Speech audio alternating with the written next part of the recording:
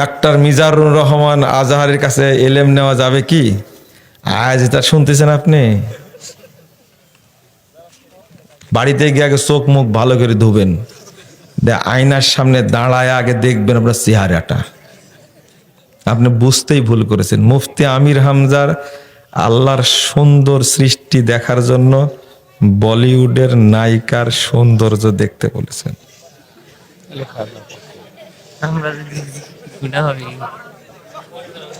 আল্লাহর নাম নিয়ে দেখতে বলেছে। আচ্ছা শোনেন শোনেন, আপনারা আসলেই মূর্খ গো, আপনারা আসলে জাহেল, আপনার অন্তরটা এত খারাপ। এর বক্তব্য শুনেন আপনারা? হ্যাঁ, এর বক্তব্য শুনেন আপনারা? এই কেবলার দিক কোনটা? এটা এটা কেবলার দিক।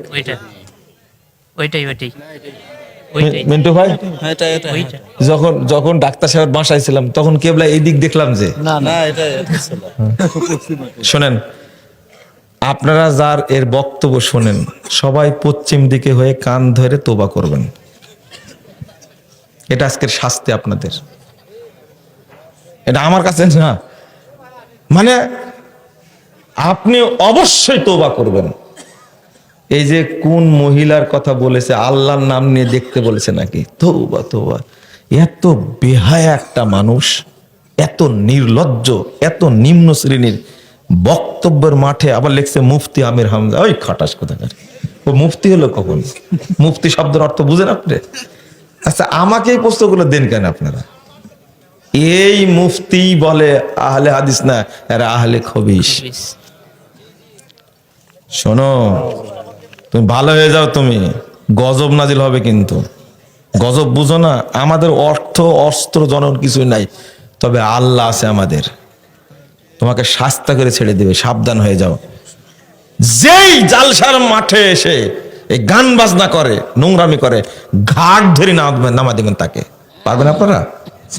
ওই আপনি তো নিয়ে আসেন টাকা দিয়ে, সব মুনাফিক। সিরিয়া 60,000 টাকা। সিরিয়া বিজয়ে তুরস্কের ভূমিকা সব থেকে বেশি ছিল। ওই কে বলেছে এটা? ওই কে বলেছে এটা? তুমি কিছুই জানো না, ভালো হয়ে যাও। বাংলাদেশ জামাত ইসলামের সাথে প্রকৃত ইসলামের কোনো সম্পর্ক আছে কি? ভ্রান্তির বেড়া দিলে একামতদিন বইটা পড়ে তাহলে বুঝতে পারবেন। ওলি আউলিয়া কিয়ামতের মাঠে সুপারিশ করতে পারবে কি? এই ভণ্ডরা যাদেরকে ওলি বলা হয়, ন্যাংটার, এরা কি সুপারিশ করে?